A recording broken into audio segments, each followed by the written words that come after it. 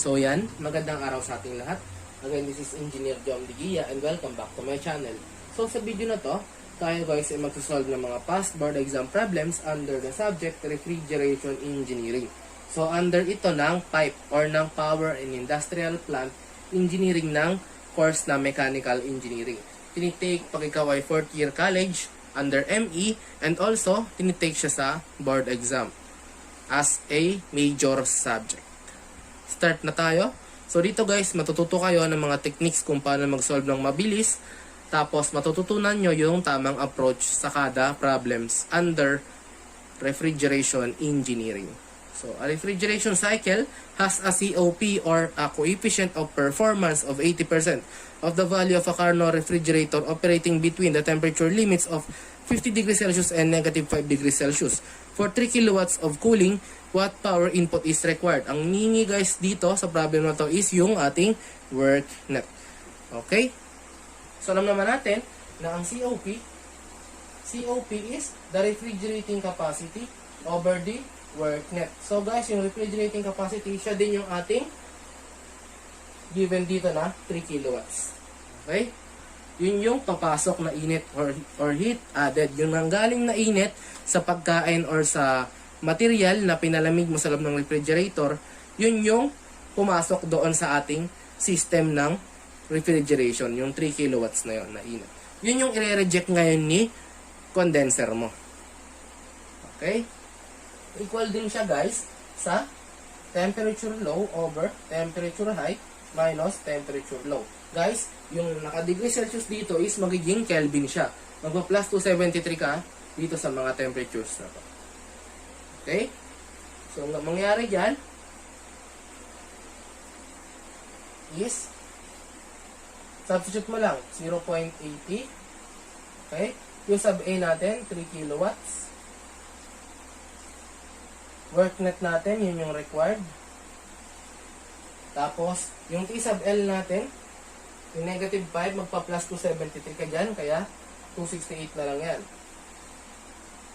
Tapos, may 50 ka dito, meron kang 323 minus 268. Guys, pagdating dito sa ganitong problem, para mabilis pag-solve, shift solve mo na lang yan guys. So, ang lalabas ng work net mo is 0.77 kilowatts. So, dapat guys, marunong na kayo mag-shift solve sa inyong FX570ES Casio. Alright, so yung sagot natin sa ating problem number 1. We go to problem number 2. So, problem number 2, a Carnot cycle refrigerator operates between negative 11 degrees Celsius and 22 degrees Celsius. What is the COP or coefficient of performance? So, solution. Again guys, sa COP under Carnot cycle refrigeration system, ang ginagamit natin na formula ay temperature low over temperature high minus temperature low. Tandaan na dapat yung temperatures natin is naka-absolute temperature. Balikan natin yung ating basics ng thermo. So, ang ating temperature low is equal sa ating arbitrary temperature low plus 273. Bakit? Kasi naka-degree Celsius ka. So, naka-SI unit ka. So, yung temperature high mo dito is your arbitrary temperature high plus 273. Kaya pag nilagay natin siya, dinesignate natin, yung T sub L natin na negative 11, kung plus tayo ng 273, magiging 262 Kelvin na lang siya. Tapos yung T sub high natin na 22, kung plus tayo ng 273, magiging 295 Kelvin siya. Substitute natin yan dito.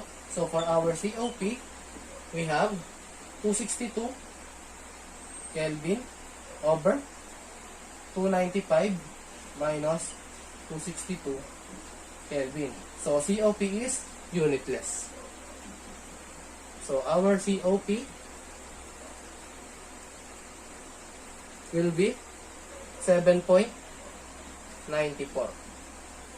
Okay? So, sabihin lang yan, the higher the COP, the better. So, dako tayo sa ating problem number 3. Problem number 3, a heat pump takes heat from groundwater at 7 degrees Celsius and maintains a room at 21 degrees Celsius. What is the maximum COP or coefficient of performance possible for this heat pump? So guys, again, ang hinihingi is COP, pero this time, heat pump na siya. Tandaan guys na ang heat pump, is kabaliktaran po ng ating refrigeration system. Okay, kung ang refrigeration nagpapalamig or yung ating air conditioning system papalamig sa loob ng bahay dito sa Pilipinas, kasi tayo guys, commonly ang climate natin dito is mainit or tropical temperature tayo. Sa ibang bansa madalas malamig or kumbaga sa isang taon sa kanila palagi ang nagyayelo. So kailangan sa kanila magkaroon ng heat pump. So more commonly nakikita ito sa ibang bansa yung heat pump. So, ang heat pump, ang principle, again, kabaliktaran lang siya ng ating refrigeration cycle or ng ating air conditioning system. So, since ang inihingi is COP, alam naman natin na ang COP ng refrigeration is T sub L over T sub H minus T sub L. So, pag sinabi namang heat pump, mababago naman yung numerator mo. Okay? This time, magiging T sub H naman siya. Pero, retain lang yung denominator mo na T sub H minus T sub L. Hindi mababago yung pwesto ng dalawa. Baka isipin nyo na itong temperature low is mapupunta rito tapos yung temperature high dito. No, hindi ganun ang formula. So, ang formula niya is may retain siya as T sub H minus T sub L. Okay? Solve na natin. COP, maximum COP, ito ang formula. So, COP is T sub H natin, 21 degrees plus 273. Kasi naka-SI unit tayo. So, yan ay 294 Kelvin over T sub H, 294 minus 273, so 230 ay 280 Kelvin. Cancel ang Kelvin. So, COP mo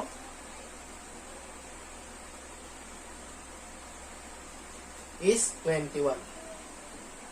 So, napakataas pala ng coefficient of performance niya. Okay? So, dako tayo sa ating problem number 4. So, problem number 4 to 9, guys. Dito guys, so solve tayo.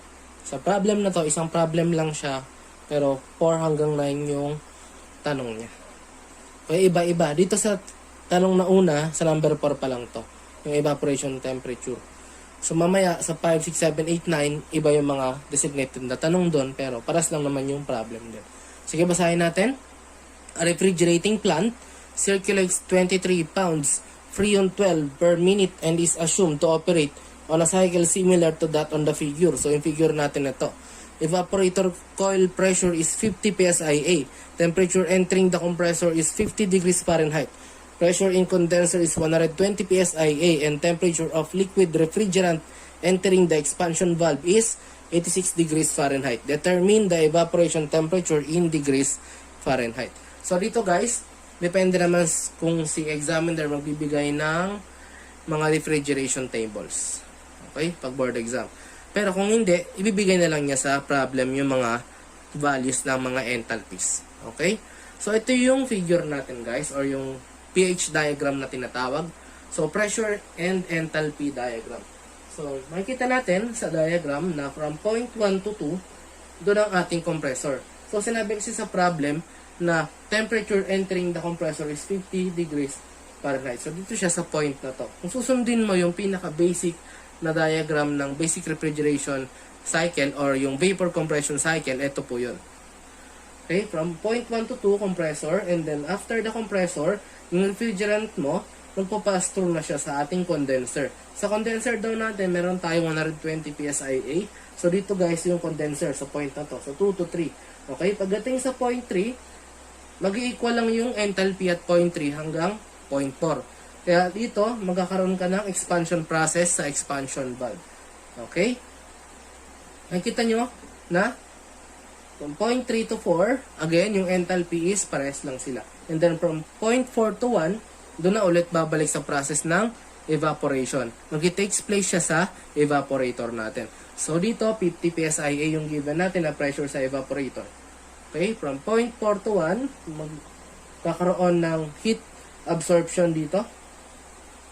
Okay, pagdating dito, ipipressurize yung ating refrigerant. Pagdating dito, heat rejection ka naman. Pagdating dito, i-expand siya hanggang ma-reach niya yung certain temperature and pressure na applicable para sa iyong evaporator. Hinihingi sa problem number 4 is evaporation temperature.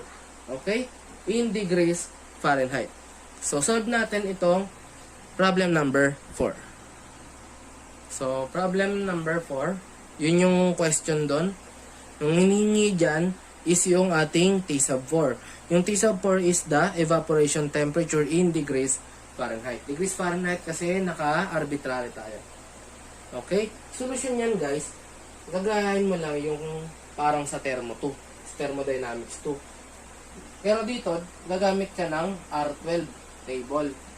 So, di ba gumagamit tayo ng steam table sa thermo? Dito naman, since ang present sa problem is naka-Freon 12 tayo, refer ka sa R12 table.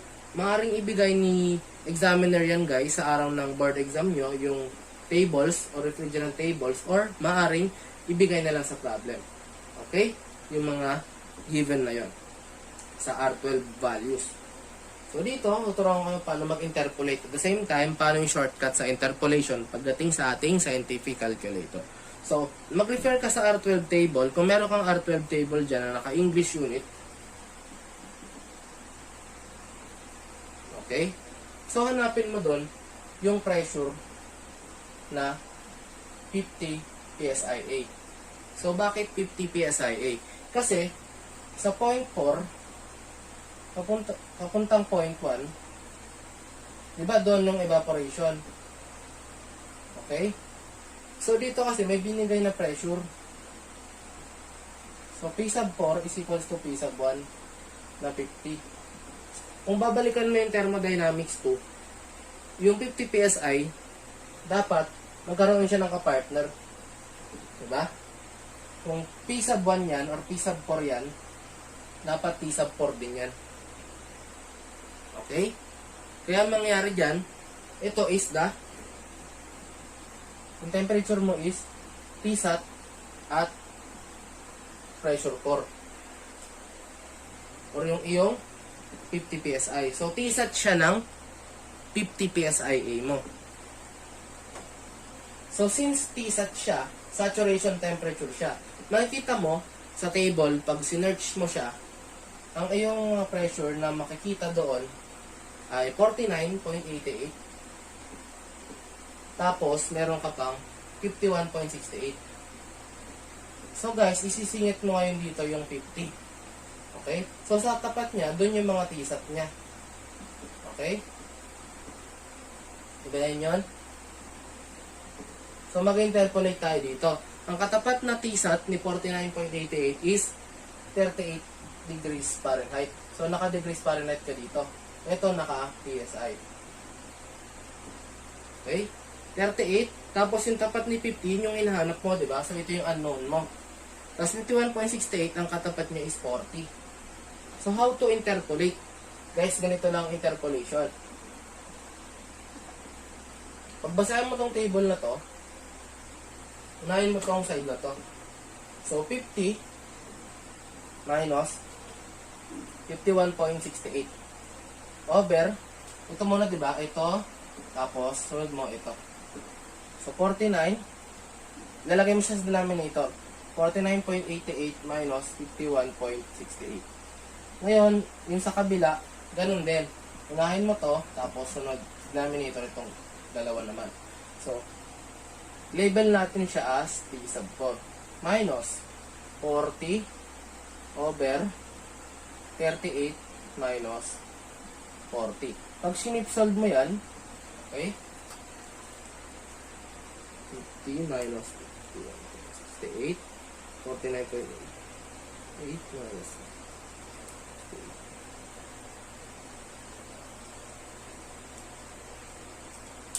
Okay? Ang lalabas dyan is 38.13 degrees Fahrenheit. So, ito pala yung sagot mo pag nag-manual interpolation ka. Guys, may shortcut para sa interpolation sa ating scientific calculator na Casio FX 570ES. So, ang shortcut dito is mode 3.2. Okay? Pagka mode 3.2 mo, pakita ko sa inyo. So, mode 3.2. Mode stat, tapos 2. Pag mode 3.2 mo, lalabas siyang table lang X and Y. So, ito yun. Yan. Sulit ko siya dito. So, X and Y values. And then, ilagay mo na yung mga values mo doon. Yung 49.88. Ilapat mo lang siya. Tapos yung 51.68 mo. Tapos yung tapat nilang dalawa. Ilagay mo sa y-axis. 38 tsaka 40. Ngayon, how to determine the value nung katapat ng 50. Okay, for T evaporation, T sub 4, ang gagawin mo lang dyan is 50 y hat. Okay, pag nag-input ka ng 50 y hat, lalabas dyan is 38.13 degrees Fahrenheit din. So, paano mag-input ng y hat dito? So, una mo gagawin, input muna mode 3.2, tapos input mo yung 49.88, tapos 51.68, tapos yung katapat naman nila sa y, yung 38 tsaka 40. And then, press AC. Pagka-press mo ng AC, mawawala yung in-input mo, diba? Pero naka-stored lang siya doon. Ang gagawin mo, shift. Pagka-pindot mo ng shift, pinutin mo yung 1. Kasi nandun yung stat. So, lalabas yan, yung 6 na yan. Piliin mo ngayon yung 5, yung reg. Tapos, hanapin mo yung y hat. Yan. Input mo yung 5. So, yung y hat, ayan. Sabihin ng y hat, hanapin mo yung corresponding value ng 50 degrees o 50 psia from the X column papunta sa Y column na yung temperature, which is sa Y axis ka. Kaya 50 Y hat. So, pagka equal sign mo, lalabas is 1333 or 38.13 degrees Fahrenheit. So, ganun lang siya kasimple. Okay, dako tayo sa next na tanong. So, problem number 5. Doon din sa problem, so sa question na yan. So, for our problem number 5, yung question number 5 dito, yung pangalawang tanong is yung condenser temperature. Okay? Or yung T sub 2. Kung ating babalikan guys, yung diagram kanina, from point 2,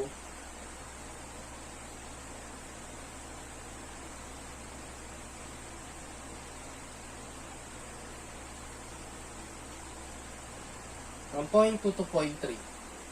Okay, doon na-occur yung 120 psia mo. Wherein dito sa 120 psia na to, nandun yung ating condenser. Diba? So, ito yun eh. So, point 1, angat, point 2. So, punta ka ng point 3. Tapos, bababa ka ng point 4. So, 2 to 3, nandun yung condenser mo. Dito kasi sa 4 to 1, ito yung evaporator mo. Remember? Dito yung sa 1 to 2, dito yung compressor mo. Dito sa 3 to 4, ito yung expansion valve mo. Okay? Yun lang yun guys. Kaya sa 2 to 3, nag-occur yung condensation natin. Meaning, ang meaning is, yung temperature, pag sa point 2, papasok ng iyong condenser. Okay? So again, kung i-refer mo sa R12, okay, referring to R12 table, buray na natin to.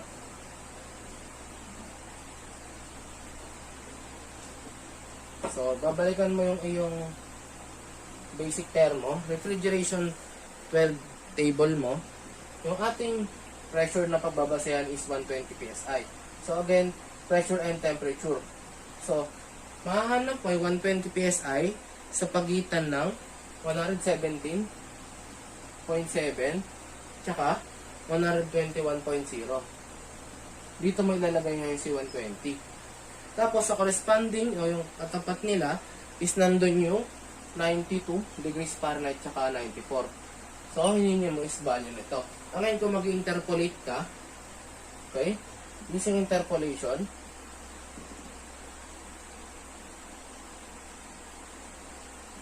kukunin mo ngayon yung t-sat nitong 120.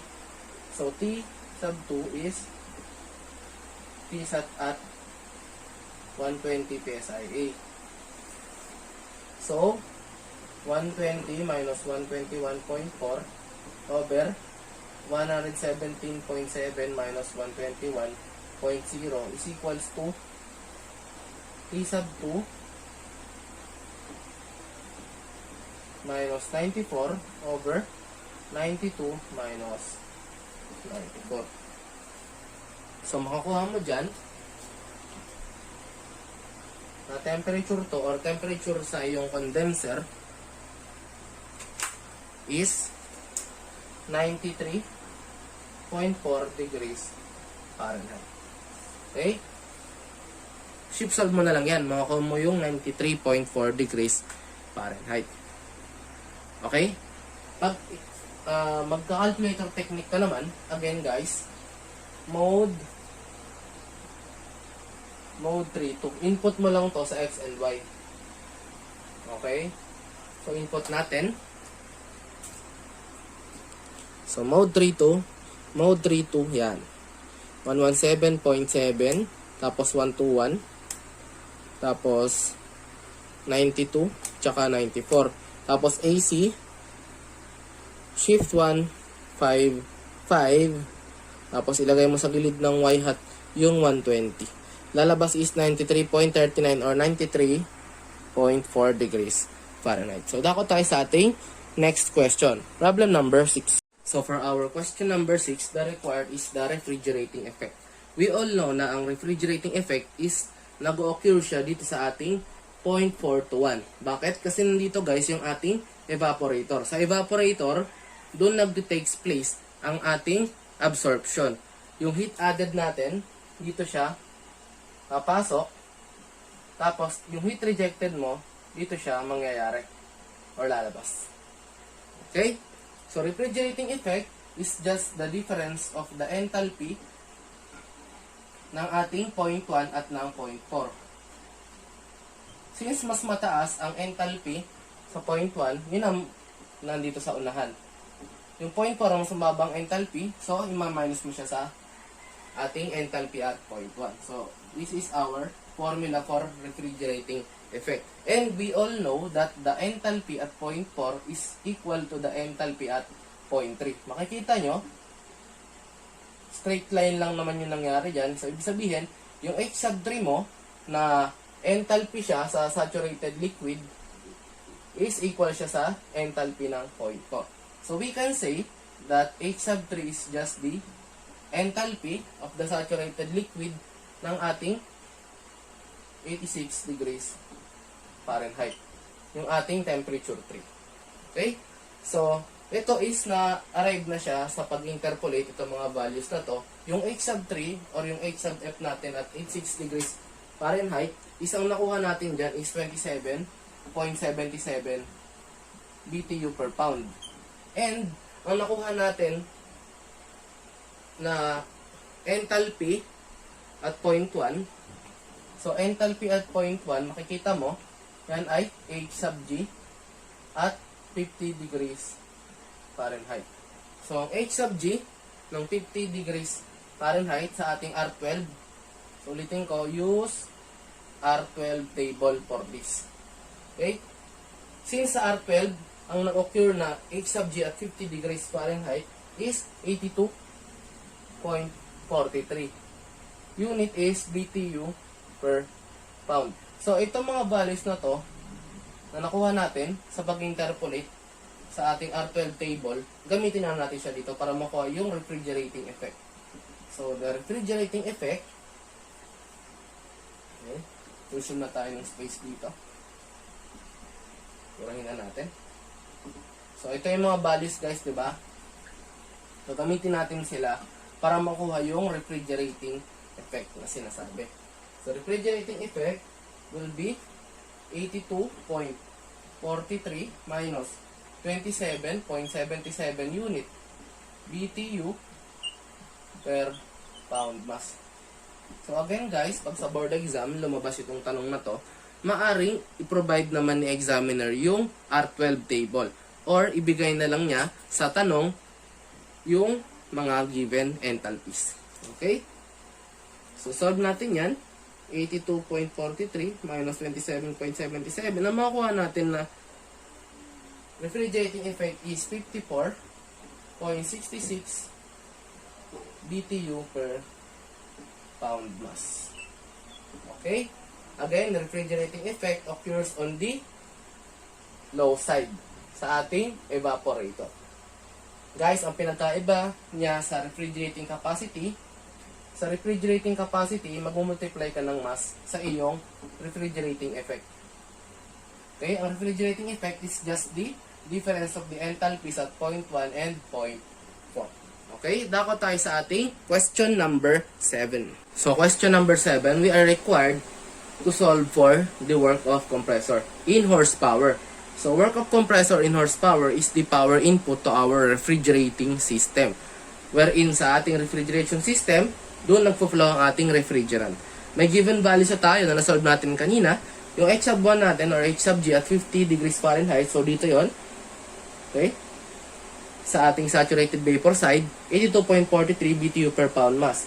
Meron na tayong H sub 3 na equal din naman siya sa H sub 4, yung enthalpy siya sa ating saturated liquid side na 86 degrees Fahrenheit, 27.77 BTU per pound mass. So, work of compressor in horsepower is dito natin siya makikita sa point na to. Since dito nag-act na ating compressor para i-compress yung refrigerant mo from the mababang pressure, okay, paangat, para maging acceptable yung pressure niya pagpasok sa ating condenser. Okay? Kino-compress ang refrigerant. So, kung saturated vapor ka, mas lalong aangat, magiging superheated vapor ka. Okay? So, therefore, work of compressor is equals to mass ng refrigerant multiplied by the enthalpy ng 0.2 minus the enthalpy at 0.1. Kasi mas mataas ang enthalpy sa point na to kaysa sa dito. So, may given ka na enthalpy at 0.1. Ito na yon. Ngayon, pag yung enthalpy at 0.2, so, refer ka sa refrigeration table R12. Okay? Makikita mo na ang value, okay, ng enthalpy at 0.2 is 91.31 BTU per pound mass. So, gagamitin mo ngayon ito, tsaka ito. Tapos meron ka ng given mass, di ba binigay naman sa problem yan, yan ay 23 pound mass per minute ng ating refrigerant. So, work of compressor, again in horsepower. So, 23 pound mass per minute multiplied by the difference ng 91.31 tsaka ng 82.43. Unit nila, BTU per pound mass. Cancel pound mass, matira BTU per minute. So, work of compressor, okay, in BTU per minute, 23 times 91.31 minus 82.43. Lalabas is 204.24. Unit niyan, again, BTU per minute. So, how do we convert BTU per minute to horsepower? So, we all know, pinag-aralan naman natin yan sa ating review center. So, in 1 horsepower, so, medyo, ano ko na lang to, burahin ko na lang to, lipat ko dito.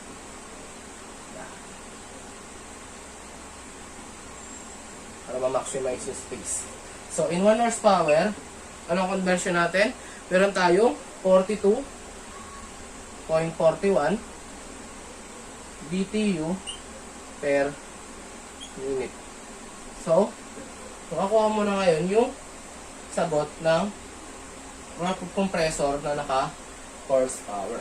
So, your work of compressor in HP, so 204.24 times 1 over 42.41. Lalabas is 4.82 horsepower. So, ganun lang, kasimple, isolve ang required na work of compressor in horsepower. Dako tayo sa ating question number 8. So, question number 8, the required is the heat added or the refrigerating capacity. Okay? So, formula for refrigerating capacity is the mass of the refrigerant multiplied by the refrigerating effect. Okay? Yung refrigerating effect is, alam naman natin, na yan yung difference ng enthalpy at 0.1 tsaka enthalpy at 0.4. Yung enthalpy at 0.4 equal sa enthalpy ng 0.3. Okay? Ganyan. So, Q sub A, yung mass given na 23 pounds per minute. Okay? Again guys, pag refrigerating effect, usually, naka-measured siya in tons of refrigeration. So, dapat alam natin yung conversion ng mga units papunta ng tons of refrigeration. So, 23 pound mass per minute multiplied by enthalpy at 0.1, 82.43 minus enthalpy at 0.4, 27.77. Unit nila, BTU per pound mass. Cancel pound mass, matira BTU per minute. 1, 2, 3. Lalabas is 57.18 unit BTU per minute. And how do we convert BTU per minute to tons of refrigeration?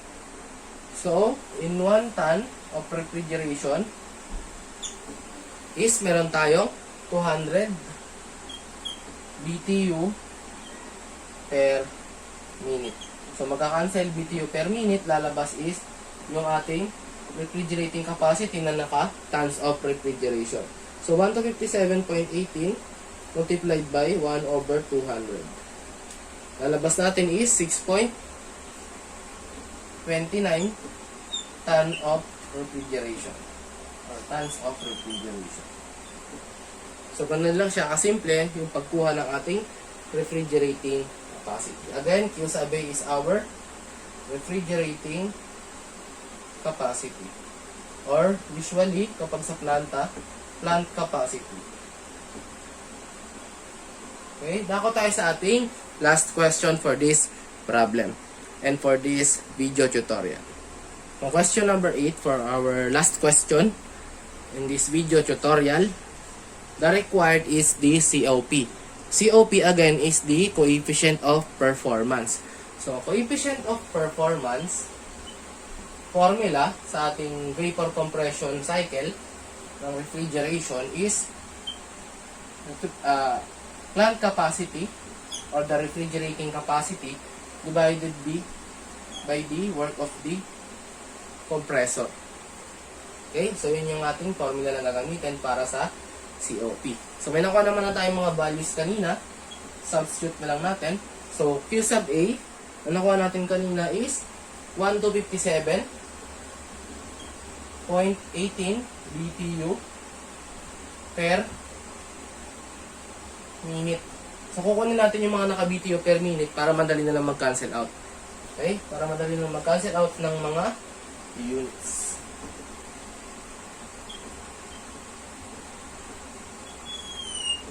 Okay? Divided by the work of the compressor.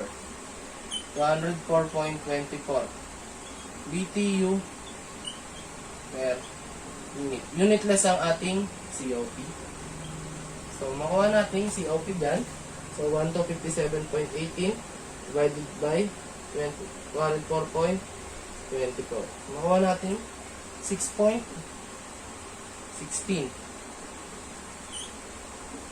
So, ganyan lang kasimple isolve ang problems regarding sa ating vapor compression. So, refrigeration pa rin ito guys. So, nawa may tutunan kayo sa ating pinag-aralan for this video at may apply nyo ito sa inyong pag-solve ng mga following problems na maaaring lumabas sa inyong board exam under mechanical engineering. So, refrigeration engineering. And pinag-aralan din ito sa 4th year college ng ME. So, nawa may apply nyo rin yung skills na tinuro ko sa inyo kung paano mag-solve, paano mabilis na hanap ng values sa ating refrigerant table, or kung hindi man, ibibigay naman niya sa inyo ng inyong examiner. Okay, so maraming salamat sa panonood guys. Hoping kayo ay may natutunan sa ating pinag-aralan for this video. Maraming salamat. This is Engineer John Bigia. God bless us all.